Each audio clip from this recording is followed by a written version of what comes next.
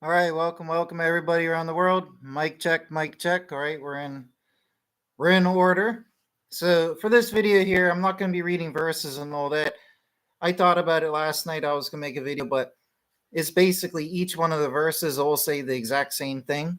So and everybody knows these verses from heart, anyways. They're just very plain as day common verses. So what I did was I did a study, okay, and I wanted to see all the times that Jesus mentioned that he would be dead for 2 days and that he would come back to life or be healed, rise, resurrect, whatever the terms might be used, right? So I looked up that, and there was 13 occurrences, okay, which is quite a lot.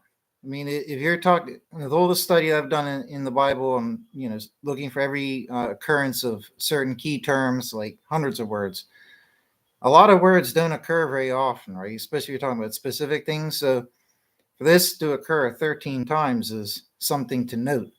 For example, even the birth of Jesus and the question of his virgin birth and all of that, that's only mentioned in 2 chapters in just a few, literally just 2 or 3 verses. And that's a big topic, right? So depending on what you're looking at. So anyways, I did the study. I looked at the 13 verses. So what Jesus says so many times is that he'll be dead for 2 days and he'll be healed on the third. Now, this is an obvious allusion to Hosea's famous prophecy where it says that he will revive the people after 2 days, so heal them on the third day. Okay? And I think that verse might even be quoted in the New Testament. But more importantly, the important thing, without reading out, laborious reading of verses here, which all say the same one thing, it's just a simple fact that Jesus was clearly drawing attention to two things, not just one. The first obvious thing is that he would be dead for 2 days and resurrect on the third. But the second thing, and you have to, it's always good to think outside the box and take one step back and look at everything and ask questions, right? That's how you learn things. So that's what I did with this. And I asked myself, well, then why? That's a big question, right? Why did Jesus have to be in the earth for 2 days? Why not 3, 4, 5, 6? Why not just one? Lots of whys you could ask. Why did he have to even die? But let's just keep it simple for now. Why 2 days? And why heal on the third? You're telling me his resurrection was the exclusive fulfillment of Hosea's prophecy? No, because I don't even think the New Testament authors made it out to be that. I do think that it's one fulfillment, but I think what Jesus was hinting at and what God was hinting at with the whole template told us why Jesus was dead for 2 days, but then healed and brought back to life on the third day is because as follows. Now, if we look at the book of Daniel in chapter 9, he gives us the maths, God does, okay, from the decree that was made, which was only made by Artaxerxes to rebuild Jerusalem, including the streets and walls. Okay. From the time that decree was made, you account forward 483 years. This is what everybody knows and understands. Okay. But from that decree, you count forward 483 years. And it says at that point there is when Messiah is cut off, when Messiah dies, therefore. Okay. Everybody knows this. Now, the question is, when did that decree get made? Well, it was King Artaxerxes. The Bible records it. The Bible even has verses that say King Artaxerxes made this decree and Jerusalem got rebuilt, even the streets and the walls. So the Bible records it, and history confirms it and says this really happened. Okay, and King Artaxerxes made that decree, I think it was in 457 BC. Nonetheless, I have it in my books, which are available on Amazon. I always forget to have them here to show. But anyways, so from 457 BC plus 483, you get to 26 AD, which was the year that Jesus died. Now, since Jesus was baptized about 3 years before he died, we know that that the year 23 AD would have been the year of his baptism. Okay, that was when he had just passed the trials with Satan. Okay, he had been approved at his baptism. God came down, approved of him, put the Holy Spirit upon him, just like Isaiah's prophecy, I'll put my spirit upon him. All that came true. Okay, Jesus was doing the baptism of reformation that John had been proclaiming, many verses in the New Testament that testify that. Okay, this is the baptism that we are to do in order to receive forgiveness of sins and the Holy Spirit, like Jesus says in Matthew 20, I think it is. I covered it in my other videos.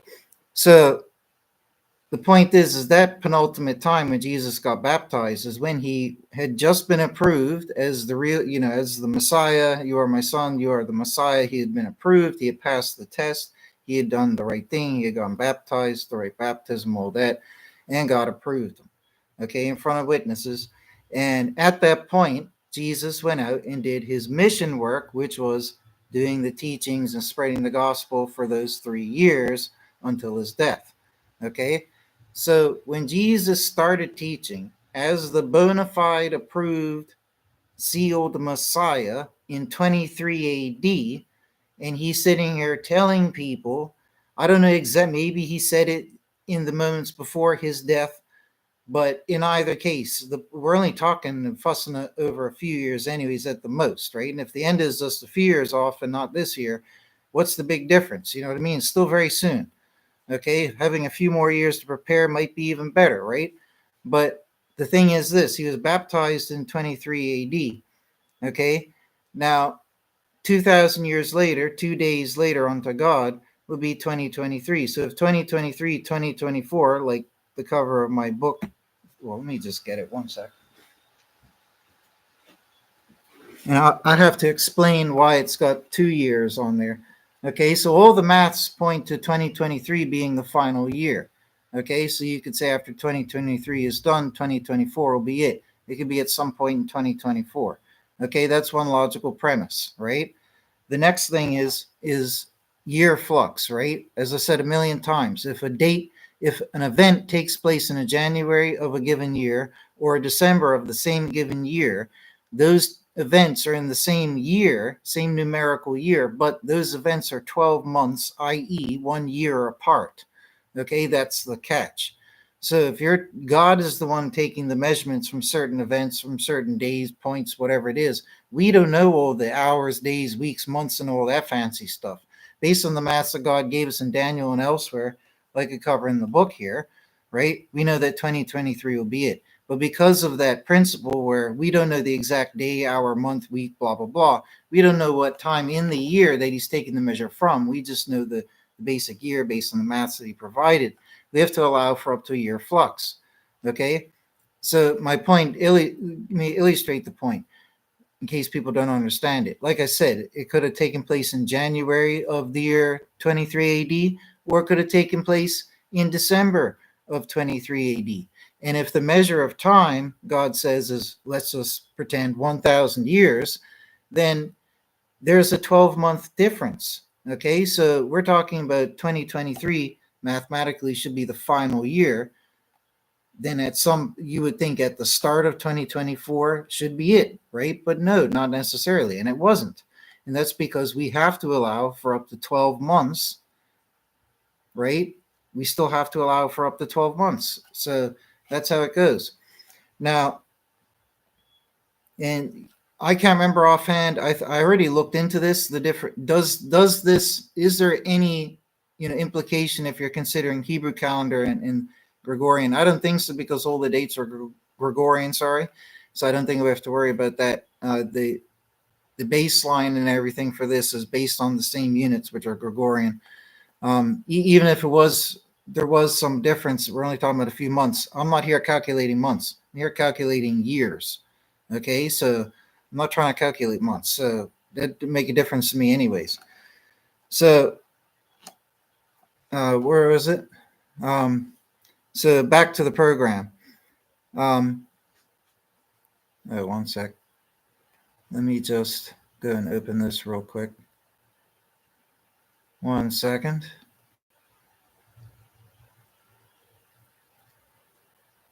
A few more seconds. Just trying to find the title of one of my videos here. I'll be there in a second. All right. So yeah. So the 2,000 years. Now, if Jesus was baptized in 23 AD, he started spreading the gospel then. And he's announcing that I'll be dead for 2 days and healed on the third. You have Hosea's prophecy, will be healed on the third day. A day with God is like 1,000 years. I think, yeah, Jesus was telling us that, yeah, on the face value, he's telling us he'll be dead for 2 days, which he was. Like I said, you have the greater question.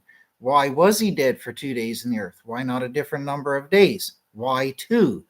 Okay, well, there would be a really good reason why 2 if it was supposed to be a really bold hint as to how much time remained for us. Okay, because when Jesus was baptized, if that's when he started preaching that message, I'll be dead, but I'll be brought back to life on the third day, okay, then that means 2,000 years later, okay, would be 2023 or the end of 2023. Give it a year flux, 2024. Okay, you see my point? So, and even if we're off by a few years because of something else, maybe God's going to give us a little bit more time or whatever. I'm not fussed over a few years, right? That's the whole point here. I'm not fussed about that because, you got people coming out the woodwork saying, oh, well, I think it's blah, blah. Look, we're not fussed about that. If it happens this year, that's not enough time for all of us to prepare, right? It would be nice if we had a little bit more time. It would be nice if it did happen soon, right? But it'd be nice if we had a little bit more time, right? So I'm not here fussing, saying, oh, it's going to be 2024. I swear on my life and this and that there. Yeah, it should be based on the Bible. Okay, but we have to give a little bit of leeway here for a few reasons. But anyways, keep me things simple here. I think it's a very bold hint when Jesus said that he'd be dead for 2 days because we're in the scripture, we are represented as being synonymous with Christ. So when we get the true baptism, we have to die with Christ at our baptism. We're reborn, we're resurrected with him at the baptism. That's how it works. Lots of verses that say that, right? So we have that template where we have that parallel anyway. So we shouldn't be surprised if Jesus was also symbolically comparing himself in parallel to humanity. So humanity would be dead. We'll be dead in our sins. We'll be dead because Messiah is not here. We'll be dead. We'll be in the earth for 2 days, for 2,000 years, but we will be healed. We will rise. We will resurrect from out of the earth on the third day, which is the Sabbath millennia. Okay? So that makes perfect logical sense. Okay? And if you look at the reasoning for this, right, like why I'm thinking this, 13 times Jesus said that he'll be dead for 2 days. I mean, don't you think that's kind of a lot of times to tell people that when you got a lot of other important topics out there where it's only talked about once? A lot of important things are only mentioned once in the whole of the New Testament or even the whole Bible, right? A fair little number of those, right? And some are only mentioned a couple times or a few times. Right? This one here, it's stressed 13 times. That goes beyond the 4 Gospels, right? That's 13 times Jesus is stressing to us this. And plus the fact that why did he spend 2 days in the earth? I think it's a bold sign that we, like Christ, will remain in the earth for 2 days and then we'll be taken out of it on the third. I think that's why he said it so many times, and I think that's why he was in the earth for that time frame. I don't think that he was just arbitrarily in the earth for 2 days and then came out on the third just for the heck of it. You know what I mean? If he really wanted to prove that he was super dead, then he could have waited 6 days. I mean, he's definitely dead after 6 days. He might be alive after 3 days, some uber skeptics might say, right? But he wasn't a SEAL to him, so he would probably run out of air too and all that, right? But the point is, he had other options. Why 2 days? Right? I mean, he's most likely dead after 2 days, right? Most people would. I mean, he died on the cross. Most people die from the crucifixion. And you're put in your tomb when you're dead, right? So let's not forget that. But for all the uber skeptics out there, oh, maybe he was alive. Maybe he resuscitated. Maybe he went into a coma on the cross. Well, remember, he got stabbed with a spear and all this blood came out. Okay, so you got all that combined, right? Like, there's no time for that uber skepticism. It's a bit ridiculous, right? So some people might say, because I've thought about this too, oh, well, he went down into the Hades to preach to the spirits in the prison. That's why it took 2 days. Oh, well, does it take 2 days for him to preach there? You got 3 years on earth. What the maths work out? That equals 2 days in Hades? Where's the reasoning for this? Where's the basis that it takes 2 days to do what he did in the Hades. He could have gone down to Hades. Maybe everybody was standing to attention. Maybe he gave a few speeches. Maybe there's some megaphones down there. My point is that we can't say that he had to spend 2 days doing what he did in the Hades. We can't deny that there's an enigma why he was 2 days in the earth. But anyways, I think that's the simple answer to the enigma. And it goes right in hand with all the other discoveries and findings from the other amidst the 7 prophecies from the Bible. Hence the 7 pillars of scriptural proof, right? They all point to 2024. Even the 6,000 years ending with 2024, the same time period.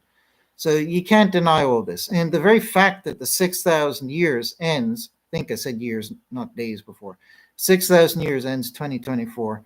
That's highly significant when you're looking at God's week. Okay? The 6,000 years, which they do according to the Bible. I mean, if it's not true, then the Bible's a lie. Right? The Bible dictates it. I got it in chapter 1 here, all broken down. It's been 6,000 years. So that's God's week laid out. That means the Sabbath millennia of rest is coming. Okay? And that will go perfectly in hand with what I've just said here. Well, Jesus was baptized 23 AD. He tells people, hey, I'm going to be dead in the earth. The Son of Man is going to be dead in the earth. He doesn't say that in every verse, but he says it in 1 or 2, right? But still, it's the same takeaway, that he who represents us will be dead in the earth, will remain in the earth for 2 days, and then will come up out of the earth healed, renewed on the 3rd day. Okay? So, and don't forget Hosea's prophecy as well. So, all I can say, folks, is let's get ready, let's get prepared, because we were told it's going to be like the days of Noah. We were told that we're going to be saying peace and charity, and it'll be sudden destruction. And we were told all this by Jesus. And we were told that it'll be like the days of Sodom and Gomorrah were destroyed, okay, where the righteous were taken out by the angels, and everybody else in there was oblivious to the fact that it was about to get destroyed by space rocks. Okay? That's how the world's going to be destroyed this time around. That's what Jesus said. Okay? Like Sodom and Gomorrah. That's what's coming to the world. It's going to be very unexpected. Okay? You're not going to have this magical, imaginary 7-year buffer zone with some Antichrist ruling the world to make it super obvious for all the Christians, because we won't be able to eat and buy or sell and all that. No, that already happened under Islam back when they conquered Israel. They did all that. Okay? Anyways, I'm not getting into all that. That already took place. Okay, we're in the end days. We're in the toes of the statue now. Okay, and it's gonna come suddenly. Ironically, I just realized this too. Ironically, what happens at the, I never even thought about this, but at the end of the statue vision of Daniel, what happens?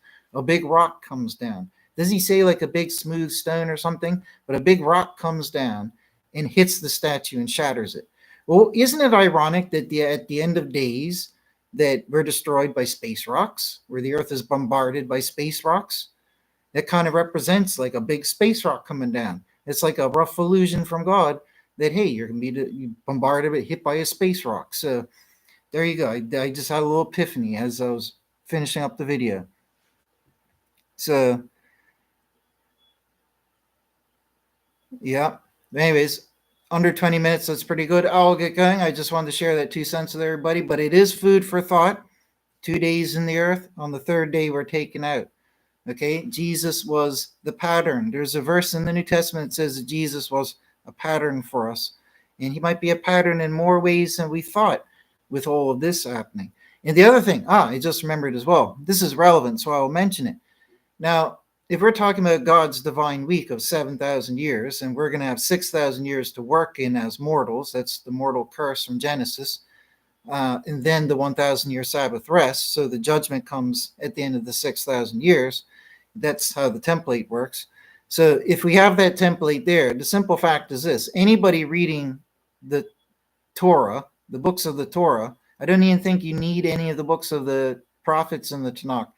Just the books of the Torah, I think most of them written by Moses, or all of them, you can divulge the Bible chronology, like I did in mapped out in chapter 1, right? Where you could see yourself, and anybody in history who had access to those books could have, or even back then, right? Way back in ancient times, biblical times, they would have been able to calculate and plot out the chronology just like I did, right? It's not rocket science, okay? And I bet you lots of people have figured out what I figured out, that you should take the measure from Seth, who was the firstborn mortal, progenitor of all the mortal lineage. Adam wasn't. Adam wasn't a son of man or a son of woman. He wasn't even created as a mortal. Said it a million times. So there's probably been millions of people who've clued into that. I can't be the only person in human history, right? So if you're covering the span of mortals, that's where you would take it from. Okay, Adam wasn't created as a mortal, and he wasn't a son of man. He was cursed with mortality. Okay, now Seth was the first, right? But if you got 4,000 years, and that's what you have, 4,000 years before Jesus shows up, I can't remember if it's his birth or the back. If I stop and think about it, I could probably calculate it real quick. But right now, I can't really be bothered. But it's 4,000 years until Jesus. Either his birth, his baptism, or his death. One of them might be his baptism. Okay, I think it was his baptism. But in either case, baptism or death, probably not birth. But you get 4,000 years till Jesus. You could see that yourself mapping it out. Now, there's only 2,000 years left after that. Now, what was the famous thing Jesus said 13 times, like I talked about in this video? It's that he's talking about the last 3 days of the week. Okay, he says that he's going to be in the earth for 2 days. We're going to be injured. We're going to be dead. We're going to be in the earth for 2 days, like Hosea said. And then on the third, we're going to be healed. Okay, so the third, which is the seventh, the last, is the Sabbath, right? So he's talking about the final 3 days of the week. That's 3,000 years. That leaves the prior 4,000. So right there in Jesus' statement, if you are, even in ancient times, they believed in the 6,000 year, 7,000 year template. So undoubtedly, people have thought about this before in the past thousands of years. But even in times of Jesus, right? But I think it goes to that question that, if you're a believer in that 6,000, 7,000 year template, and all you have to do is this few basic mental steps with mental maths in your mind and just realize, okay, well, we got a 7,000 year week. We're being told about the final 3,000 years. So that leaves 4,000. And when you look at the numbers in the books, it was 4,000 years from Seth until Jesus. Oh, well, there you go. Well, that's the whole week worked out for you. You know what I mean? So, and then after that, the fact that, time being 360 years, biblically, according to what God states in Revelation 12 in the book of Daniel, like I showed before, one of my other discoveries was that exactly 11.11 times, you can't go up by 0.01 or 0.001 up or down. It has to be exactly 11.11 times 360, and you get 4,000, right? Then it's like 399.6 or 399.8, something like that. But you get 4,000. So there's exactly 11.11 times unto the Messiah. From the first mortal, Seth, there's exactly 11.11 times, which is 4,000 years exactly, until Messiah. And then at the point of Messiah, there are 3,000 years left to the week. Okay? Now the final 1,000 is of Sabbath. So we're not going to be mortal for that period. So we have 2,000 years. So you got the whole divine week mapped out for you, right? 11:11 leads you to Messiah, and then Messiah is going to lead you to 11:11, which is the rapture at the very, very end. So, and as well with the maths, you get 3 periods of 666 after Jesus until the end as well. 666 point. It doesn't have to be 0.666. It can be 0.66, but nonetheless, even if you just do it as 666, it's only off by a few years. But you get 3 periods of 666 after Jesus. Remember, who killed Jesus? Satan. Satan got him put to death. So Satan rose up after he got judged and all that. I'm not taking away from that. But if you look at it outside the box, effectively Satan, the dark side, got Jesus put to death. And then at that point there, you get 3 periods of 666, and then boom, the end. So you get 11:11 leading to Jesus, and then 3 periods of 666. The first period of 666 leads you to when the abomination was built on the Temple Mount by Islam, which was the Dome of the Rock. So after Jesus was baptized, 666 years later, leads you to 689 AD, when the Dome of the Rock had been built on the Temple Mount. It started being built in 688. It was commemorated and officiated in 688. But it took about 2 or 3 years to build. So in 689, the abomination's on the Temple Mount. And then after that, you get 2 more periods of 666.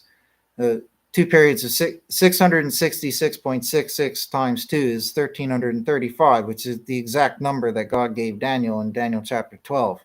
So everything connects here, right? I'm not crazy. It's maths. Maths don't lie. Numbers don't lie. So, anyways, I've got to get going. But what this shows is that there is this divine pattern in everything, with these 4 days leading up to Jesus, and then after Jesus, there's 2 days, and then the arrival of the end. So, according to all the maths, according to all the prophecies, according to the Bible chronology, that end should be in 2024. Okay, so there you go, folks. So, urge everybody to go to Amazon while we still have time.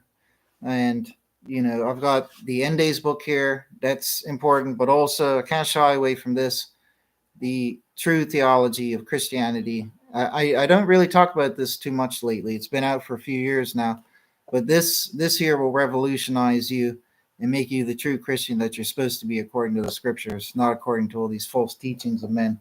But I urge you, you can get both books for a total of like $33 or something, and it's well worth it. One's the systematic theology, that's priceless. One is the end days knowledge, that's priceless in its own right as well. But anyways, folks, I urge you all to do that. But if you don't want to spend money on the books, I understand. I got 150 to 200 videos on this one channel alone. You can watch the videos for free. I cover almost all of the material that I do in the books. So it's just a lot more convenient. I did all the hard work getting the stuff into the books, so it's more convenient for you to have all the information compiled in the books all together, right? You don't have to watch hours and hours and hours. I mean, probably hundreds of hours of videos to glean information, and stuff that I've repeated. Push that out and look for. Forget all that. It's all right here. All the end day stuff right here. $11.11. All the theology right here. $23. So you know what I mean. I think it's well worth it. But anyways, I'm not forcing anybody to buy the book, but if you do, it's definitely for a good cause. It's for the cause of your own soul. So I can't make my book teleport into people's hands. You have to buy it.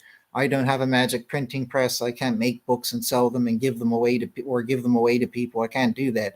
A company needs to produce the books for me. That's why they cost money. Okay, that's the only way I can get my hard work, the studies, and the discoveries out there to the world. I've done the effort with my YouTube channel for 7 years and all these free teachings and videos, never taken a penny for it or from it, from anybody or anything. Okay, but I wrote these 2 books. That's why I wrote the books, so they can help reach the world even better. So anyways, take care and God bless.